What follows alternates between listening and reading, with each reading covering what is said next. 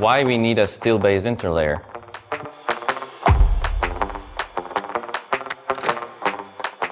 Most engineers will agree that steel is the most common material when it comes to reinforcement. It's more durable and it's more stable.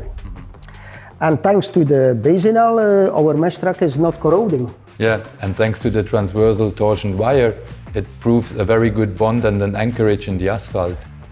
The performance of steel mesh is proven by many satisfied and happy road owners. Of course, we have lots of laboratory tests like the horizontal blade test, which became a standard in measuring the performance of asphalt reinforcement today.